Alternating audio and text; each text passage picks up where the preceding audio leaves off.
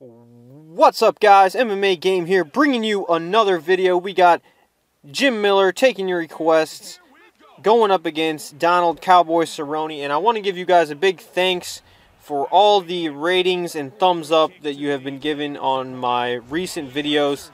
I really appreciate that. As you know, it helps the channel grow, helps the videos get some more views, and all in all, it just helps everyone, and I want to give you guys a big thanks for that. And I also want to let you know to leave this video a like if you enjoyed it, because again, I am taking the requests, so that's why I'm using Jim Miller. And also to leave your requests in the comments, or if you want them done quicker, just go ahead and tweet me on Twitter. But on to the fight now. As most of you know, in the lightweight division, you're most likely going to be going up against Donald Cerrone. I'd say at least half the time.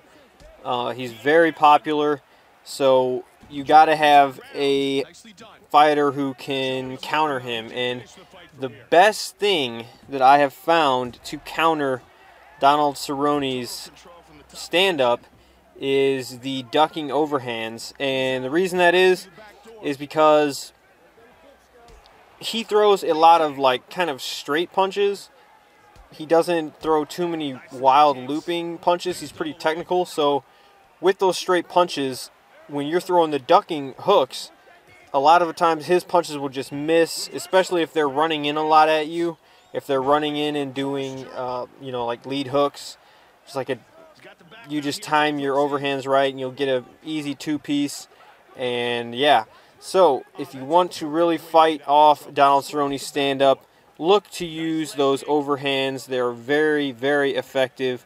But in this fight, what I'm doing also with Jim Miller, because this guy was kind of playing a little bit more defensive, so what I was doing is just running in with leg kicks constantly, just constant leg kicks, and I constantly wanted to make him think that that's all I'm really doing is leg kicks.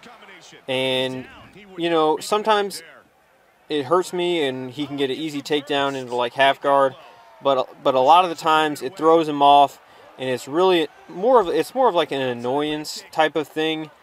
It's not really meant to do any kind of real damage, even though if you have a guy with good enough kicks, then it can. But going into the second round here, Donald Cerrone, Jim Miller, again with the kicks coming out, throwing him off guard. And what happens is when you do this, you can only really do it against defensive players, because if they're coming at you, you're not going to be able to run at them and kick. But the way I look at it is, hey, look, if they're just going to stand back there and just wait, I'm just going to keep running in, coming out, aggravating them, get them to react to you.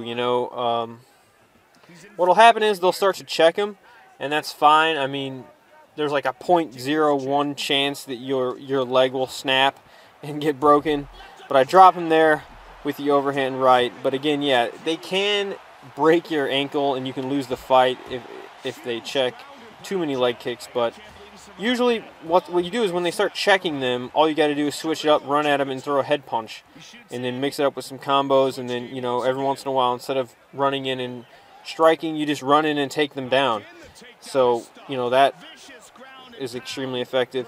And I'll go into some of the things that Jim Miller's really good at. Of course, on the ground, his ground and pound's really good. He's got sweeps from pretty much every position on the bottom. Great transition stats. I mean, not transition, grapple stats. And overall, he's got very good submissions. He has every single guillotine choke from every position is like a level 3 with him, because he's just nasty with the guillotines. As Donald Cerrone gets me down here again. So, yeah, Jim Miller is actually really good. If you have never used him, then you should try it. You just got to know that his striking, he's no Donald Cerrone, he's no Anthony Pettis. You got to work your wrestling at some point. You got to mix it up. He's a really good fighter to use if you're good at mixing stuff up. That's really how you have to use him. You can't be predictable with him. But the really good thing about him is that you really can't hold him down. He's kind of like a GSP type, where just from any position he can just start taking you down. Like from half guard, if he major transitions from there, he can just roll over and then take you down. And he's just an overall good fighter to use. And I went on like a little streak where I used him a whole bunch, like probably a couple months back, and I really got some crazy submissions with him as we go into the third round right about now. But yeah, if you're good at submissions, then he's definitely good for you. If you're more of a striker, you're probably going to want to pick someone else, because if you're using him purely for striking, I don't know, you're better off probably picking someone else, maybe like a Melvin Gillard or even Anthony Pettis, someone like that.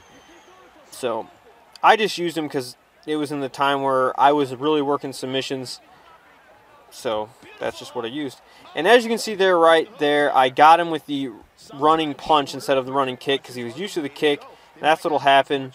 Guys will get used to the kick. Get him again there with the two-piece. See, what happens is he thinks I'm going to kick every time now. So now he's getting a little more offensive. As you can tell, he's not standing around waiting for me to kick him. That's something you don't want to do, guys. You don't want to be, you know, letting them pick their shots. You know, if you ever let the guy, you know, do what I'm doing, run in here and pick your shots, you're doing something wrong. You're too defensive. You gotta go on the offense like you just did. Get the takedown, control the fight. It's just like in real UFC, octagon control. That's pretty much what it is. You don't want to let the other guy have the whole center of the cage the whole time and be circling. You want to take the center. You want to be the aggressor. But he catches my leg there, drops me down, and gets the Superman punch. But as we said before, Jim Miller has the sweeps from every position pretty much. And his leg's getting kind of damaged. His head's getting kind of damaged. I piece him up again there with another two-piece. His head's getting pretty damaged, looking for the finish. But Cerrone is not having it. Goes for the takedown, throws me down. Goes for the power knee, but I block it and get the minor. Again, I've said it in many videos, but in order to just get out of those power knees, it's simply land the block, the body block, and do a minor transition, and you will get out of it every single time, as long as you're not incredibly slow. You have to be pretty fast with it. But here we go. He sprawls. I block the punch, get the transition, land a big elbow, rock him, switch up the timing on the ground and pound. The fight is over. Jim Miller. That's the video, guys. I want to thank you again for the request. Keep them coming. Make sure to follow me on Twitch TV and Twitter. Leave a like on this video if you enjoyed it. Till next time, this has been MMA Game. Peace. This is the end here. Just nasty punches from the top. As soon as he had him hurt, he just took advantage of the opportunity and finished it off here. Look at it from this angle.